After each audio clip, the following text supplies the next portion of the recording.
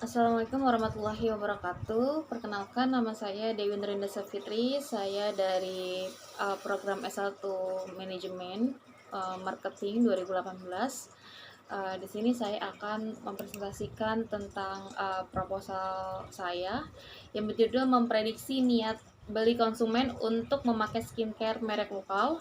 Apakah brand image dan service quality dapat mempengaruhi. Lanjut kita pada bab pertama. Di bab pertama itu terdapat pembahasan yaitu latar belakang.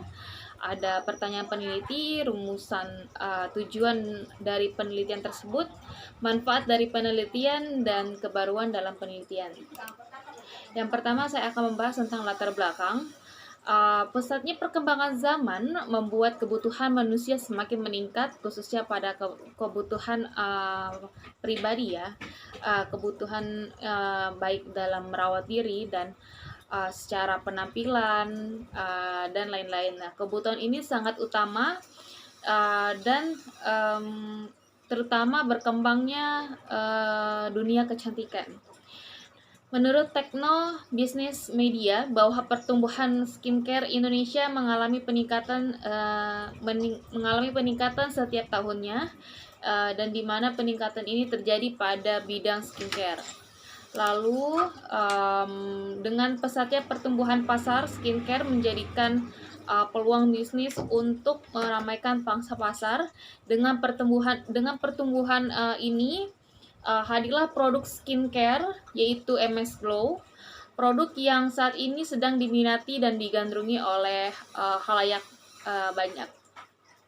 MS Glow ini berdiri sejak tahun 2013.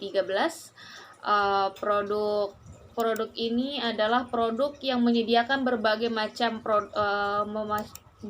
produk seperti body care, hair care, kesehatan dan kosmetik. Dan MS Glow ini telah memiliki sertifikat BPOM dan halal dan sepertinya layak untuk dipakai oleh masyarakat luas. Lalu MS Glow ini mempunyai klinik kecantikan yang bernama Estetik MS Glow. Dan berbagai rangkaian dari produk MS Glow ini konsumen bisa membeli produk dari webstore, reseller, ataupun dari berbagai macam e-commerce, dan juga bisa beli di beauty store. Nah, tujuan dari MS Glow ini untuk memudahkan konsumennya untuk mendapatkan produk dari MS Glow. MS Glow juga menyediakan berbagai macam alternatif bagi konsumennya untuk membeli produk mereka. Lalu MS Glow adalah produk kecantikan yang meraih Best Award tahun 2020 dan meraih IBBA tahun 2020 dan yang dapat meningkatkan brand image dari MS Glow itu sendiri. Dari peningkatan dan prestasi yang dimiliki oleh MS Glow ini, MS Glow juga menggait berbagai macam selebriti, influencer untuk meningkatkan juga brand image dari MS Glow itu sendiri, seperti Boy William dan juga Nagita Slavina.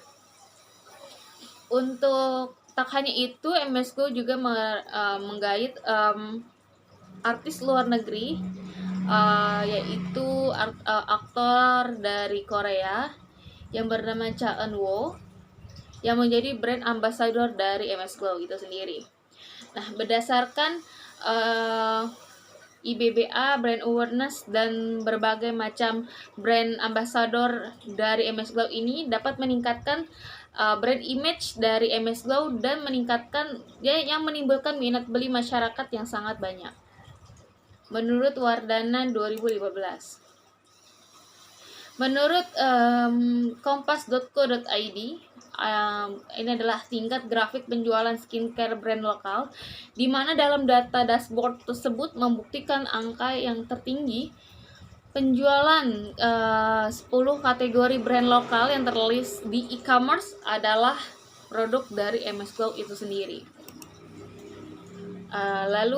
Dilanjut dengan pertanyaan peneliti.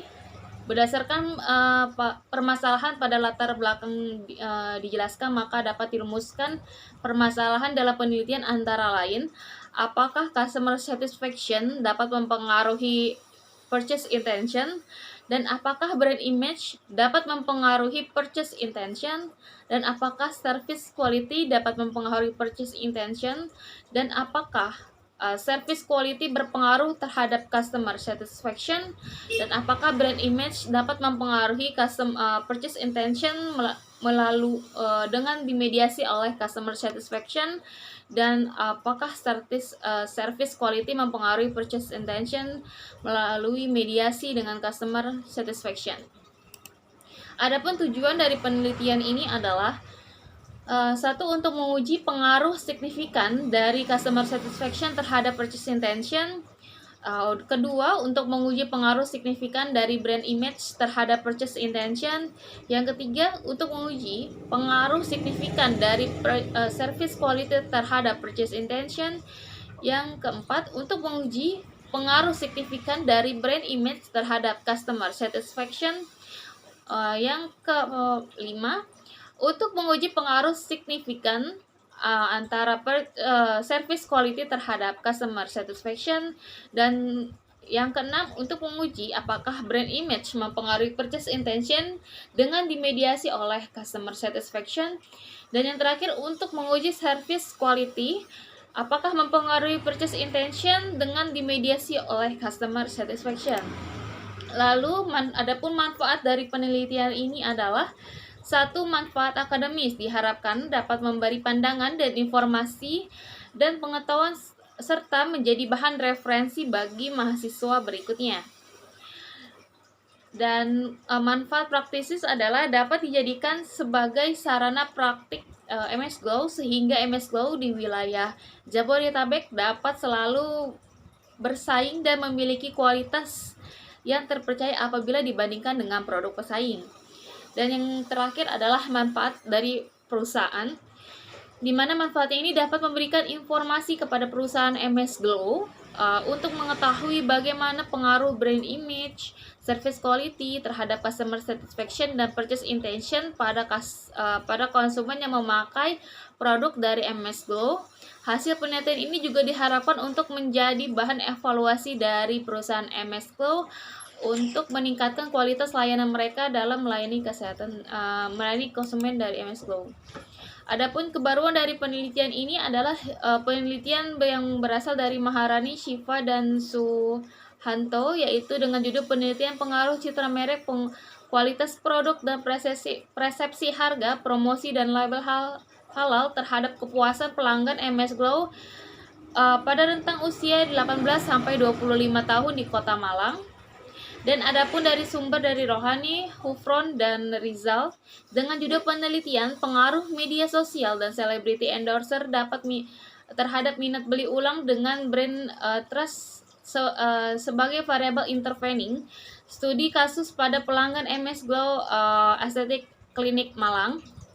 Lalu dari Ekowati dengan judul penelitiannya itu pengaruh promosi di media sosial dan word of mouth terhadap keputusan pembelian skincare MS Glow. Lalu kita lanjut.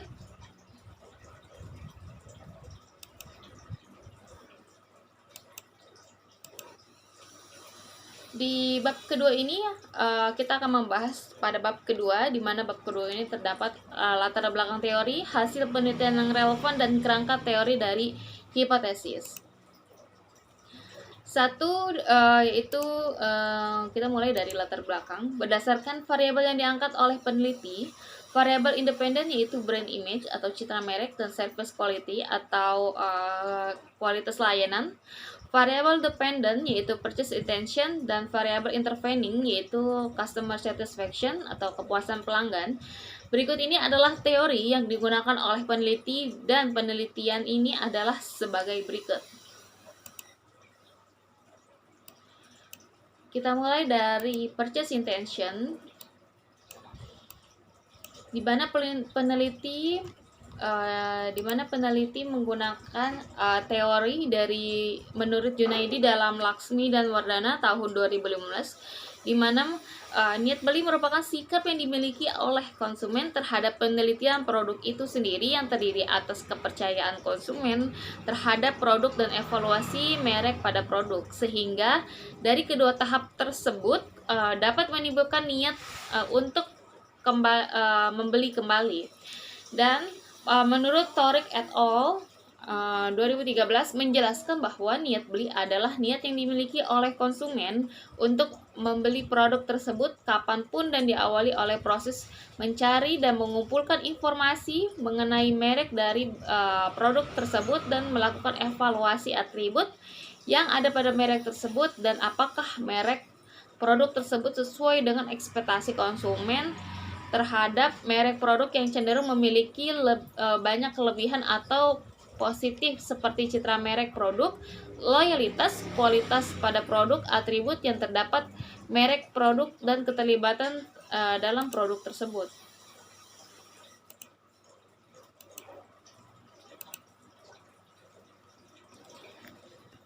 Adapun indikator dari purchase intention yang menurut Ferdinand dalam Samuel dan Setiawan 2018 ada 3 tahapan yang dijadikan indikator untuk mengukur purchase intention. Yang pertama ada rangsangan, kesadaran, dan pencarian informasi. Dan menurut Ferdinand dalam Mahanjani dan Widodo 2019, indikator purchase intention terdapat 4, yaitu sebagai berikut. Ya, yang pertama adalah minat transaksional, minat referensial, minat preferensial, dan minat eksploratif. Lalu kita akan bahas mengenai teori dari customer satisfaction, di mana customer satisfaction ini saya akan membahas akan mengangkat pendapat dari Anthony 2019 yang mengatakan bahwa kepuasan yaitu perasaan puas atau tidak puas yang dirasakan oleh konsumen yang didapatkan dari membandingkan manfaat dan kegunaan dari produk sesuai dengan ekspektasi konsumen. Jika merek tersebut tidak memiliki manfaat dan kegunaan yang kurang maksimal dalam penggunaan, maka konsumen tidak akan merasa puas. Tetapi jika merek tersebut memiliki manfaat dan kegunaan yang sesuai dengan ekspektasi dan memenuhi kebutuhan konsumen, maka konsumen akan merasa puas. Kepuasan pelanggan adalah evaluasi dari konsumen yang bisa dinilai. Jika konsumen merasakan kepuasan, maka akan tercapai citra merek yang baik dan konsumen membeli kembali merek tersebut menurut Made Sulistiawati dan Menari pada tahun 2015. Lalu apa saja dimensi pada customer satisfaction? Dimensi pada customer satisfaction menurut Zetmal dan Ristanti, Shihab dan Ricarti tahun 2016 ada sedikitnya ada 4 dimensi dalam customer satisfaction. Yang pertama ada emosi pelanggan, atribut kesuksesan, persepsi kesamaan dan keaslian, dan fitur produk dan layanan. Lanjut, customer satisfaction dari indikator customer satisfaction. Menurut Supriyadi et al., indikator customer satisfaction terdapat 3 indikator, yaitu kepuasan pembelian ulang, word of mouth, dan tidak ada keluhan. Sedangkan menurut Samuel dan Wibisono 2019, indikator customer satisfaction ada kualitas produk, kualitas layanan, emosi, harga, dan biaya dan kemudahan, serta biaya dan kemudahan. Selanjutnya, berdasarkan dari Pambudi 2019, indikator customer satisfaction terdapat dari fulfillment, pleasure, dan ambivalence. Lanjut, kita akan membahas tujuan dari adanya customer satisfaction. Tujuan dari adanya customer satisfaction menurut Tip Jono dan Diana dalam Manik 2021 ada sedikitnya 5 tujuan dari customer satisfaction. Yang pertama, dapat mengetahui apa yang dibutuhkan pelanggan dan dapat menjadi patokan untuk mengukur tingkat kepuasan konsumen. Dapat membandingkan tingkat kepuasan pelanggan terhadap produk dan jasa yang mereka gunakan. Terus dapat mengidentifikasi prioritas of improvement dan dapat mengukur indeks kepuasan pelanggan. Selanjutnya adalah teori dari brand image. Teori dari brand image menurut Arista dan Steri 2011 mengatakan bahwa brand image dapat dibangun menjadi identitas yang dan cerminan dari keunggulan pelayanan, visi, standar, kualitas, dan komitmen dari perusahaan tersebut. Brand image dalam Ratri 2007 adalah asosiasi dari informasi yang terdapat pada produk dan jasa perusahaan dari yang mereka maksud. Dan menurut dari Tip Journal 2008 mengatakan bahwa definisi dari brand image adalah gambaran keyakinan konsumen terhadap produk dari citra merek. Adapun dimensi dari brand image menurut Kotler dan Keller dalam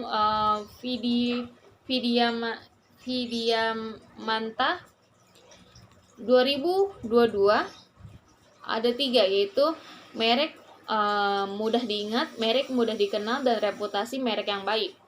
Lalu menurut Kotler dan Keller dalam NUR 2014 dalam mengukur brand image terdapat 3, yaitu ada kekuatan, strengthness, keunikan, uniqueness, dan kesukaan, favorable. Adapun faktor dari brand image ada 2, yaitu faktor fisik, di mana faktor fisik itu mulai dari packing, desain, logo, fungsi dari produk, dan dan perbedaan atribut-atribut lain yang berbeda dengan merek pesaing.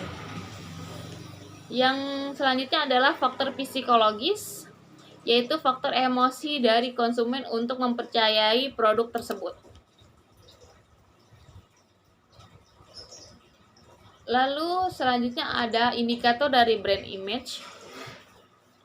Indikator dari brand image menurut Santika terdiri dari 6, yaitu kualitas produk, penampilan fisik produk, keunggulan produk, kemudahan merek, kemampuan merek, citra yang dimiliki. Lalu menurut Ratri 2007, dimensi brand image itu terdiri dari kepribadian merek, atribut produk, dan keuntungan konsumen. Menurut Shafei et al., indikator brand image terdiri dari fungsional teknis, emosional sensual, dan simbolis sosial.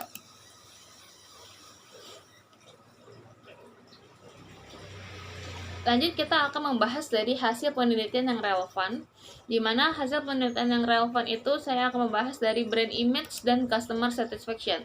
Menurut penelitian dari Yang et al. 2007 menunjukkan bahwa citra merek berpengaruh langsung positif terhadap kepuasan pelanggan. Penelitian ini yang dilakukan oleh Yang et al. Menggunakan sampel dan pelanggan Superdry Taiwan yang berguna untuk menilai dimensi fisiologis dan fisiologis untuk mengetahui apakah citra merek memiliki efek moderasi positif terhadap kepuasan pelanggan. Dan menurut penelitian yang dilakukan oleh Henderson dan Husda 2020 kepada nasabah PT Asuransi Reliance Indonesia, pengaruh citra perusahaan yang mempengaruhi keputusan nasabah dengan hasil bahwa penelitian tersebut menunjukkan secara simultan variabel bebas atau citra merek berpengaruh secara signifikan terhadap kepuasan nasabah. Lalu lanjut ke service quality dan customer satisfaction, di mana penelitian ini telah dilakukan oleh Gunardi dan Endriansyah 2019 dengan penelitian yang berjudul Pengaruh Citra Merek dan Kualitas Pelayanan Terhadap Kepuasan Pelanggan Restoran Mangkokku. Penelitian ini menggunakan analisis SAM menggunakan metode kuantitatif dengan sampel sebanyak 145 responden.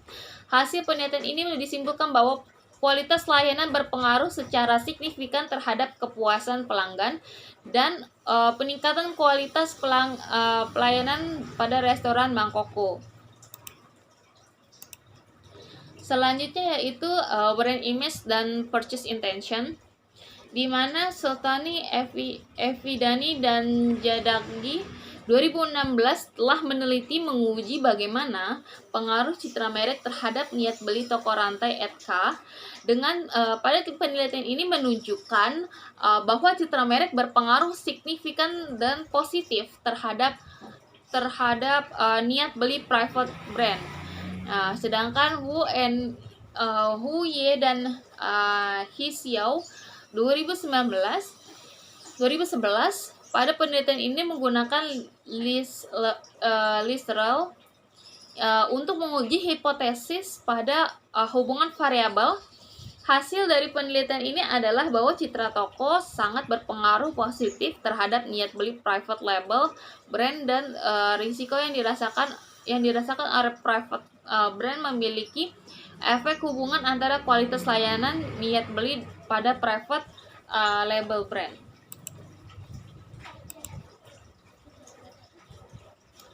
Lalu selanjutnya ada service quality dan purchase intention. Dan customer satisfaction dan purchase intention. Lalu ada customer satisfaction dan antara hubungan brand image dan purchase intention, di mana penelitian ini dilakukan oleh Fakaubun 2019. Penelitian ini menggunakan 120 responden dengan menggunakan non-probability sampling, di mana dari penelitian ini menunjukkan bahwa pengaruh tidak langsung antara citra merek terhadap niat beli melalui kepuasan pelanggan. Terdapat pengaruh tidak langsung yang signifikan dengan arah positif antara citra merek terhadap niat beli memiliki kepuasan pelanggan. Artinya, citra merek makin baik diikuti dengan kepuasan pelanggan yang semakin tinggi dengan minat beli ulang akan meningkat. Sebaliknya, apabila citra merek tidak baik diikuti dengan kepuasan pelanggan yang semakin rendah, maka niat beli ulang akan semakin menurun. Lalu selanjutnya adalah customer satisfaction antara hubungan service quality dan purchase intention.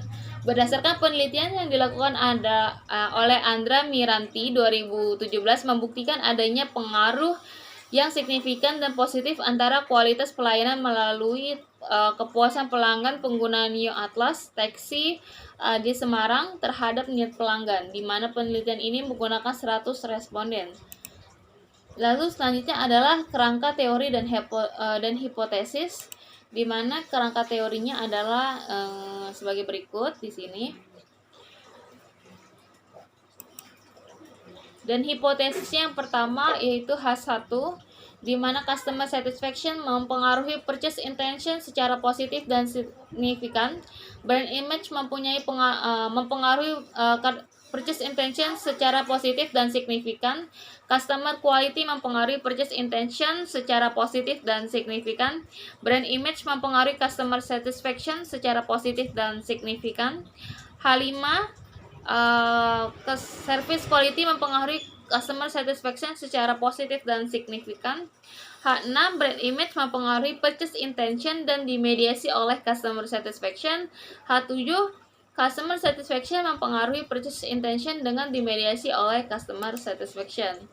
Lalu dilanjutkan dengan bab 3 yaitu metodologi penelitian, di mana metode penelitian ini terdapat tempat dan waktu penelitian, pendekatan penelitian, penyusunan instrumen, keempat teknik pengumpulan data dan teknik analisis data, di mana tempat penelitian ini dilakukan oleh penelitian di wilayah Jabodetabek dengan target responden yaitu masyarakat yang menggunakan produk dari MS Glow itu sendiri. Adapun waktu dari penelitian tersebut dilaksanakan selama 5 bulan, mulai dari bulan Januari sampai bulan Mei. Lalu metode dalam penelitian ini menggunakan metode kuantitatif. Data yang dikumpulkan oleh peneliti menggunakan survei, yaitu menyebar kuesioner dengan pelanggan produk dari skincare lokal yaitu MS Glow. Dan peneliti menggunakan explanatory dengan jenis deskriptif dan kausal dengan tujuan untuk menggambarkan dan menguji hipotesis yang telah ditetapkan oleh peneliti.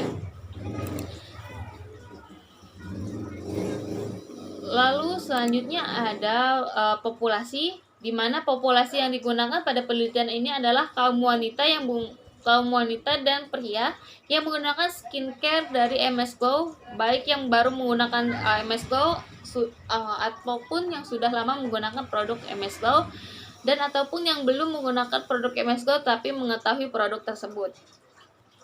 Sampel pada penelitian ini menggunakan 100 sampel, di mana sampel ini menggunakan rumus dari Moe.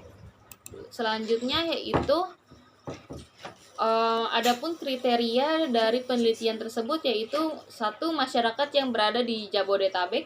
Yang kedua, masyarakat yang mengetahui tentang produk dari MS Glow, masyarakat yang menggunakan produk dari MS Glow, dan masyarakat yang memakai dan membeli produk MS Glow minimal 1 kali pemakaian dalam pembelian, dan masyarakat yang berusia 13 sampai lebih dari 45 tahun.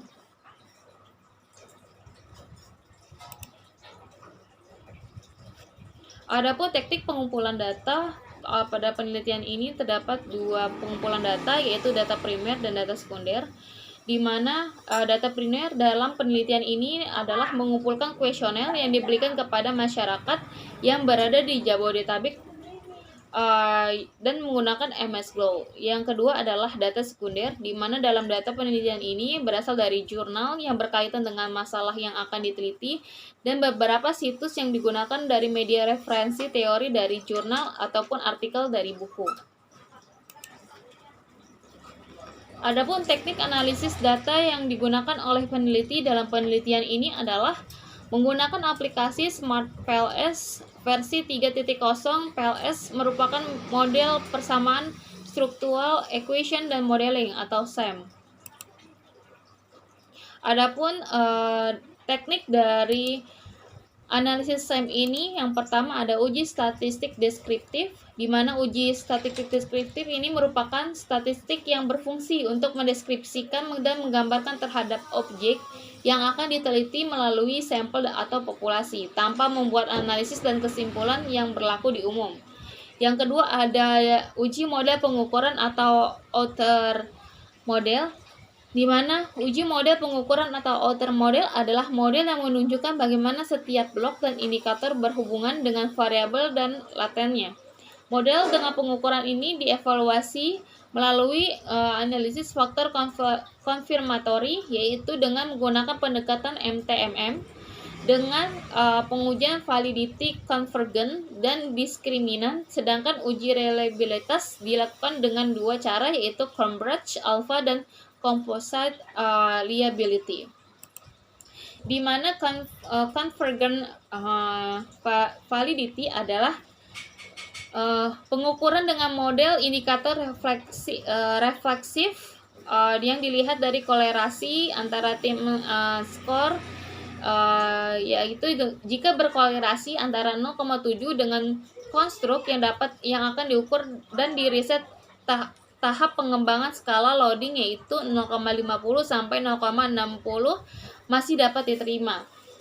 Yang kedua ada discriminant validity, yaitu indikator yang dapat dilihat pada cross-landing antara indikator dengan konstruknya, dan dinyatakan apabila model dikatakan apabila F masing-masing konstruknya lebih dari 0,50.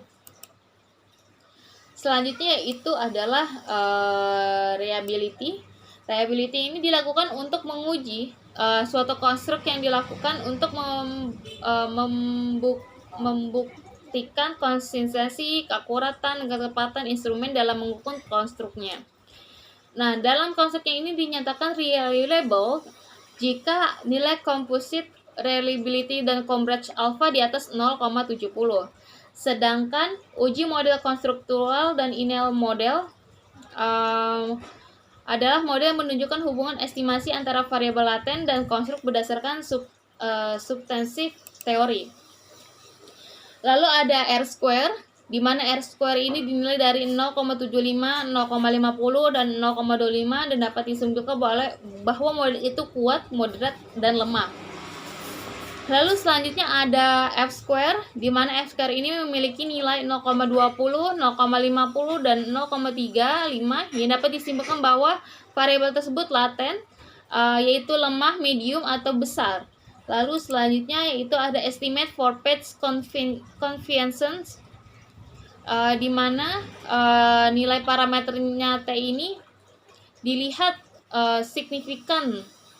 melihat signifikan antara pengaruh antara variabel dengan menilai konvensian parameter dan nilai signifikan T statistik melalui metode bootstrapping.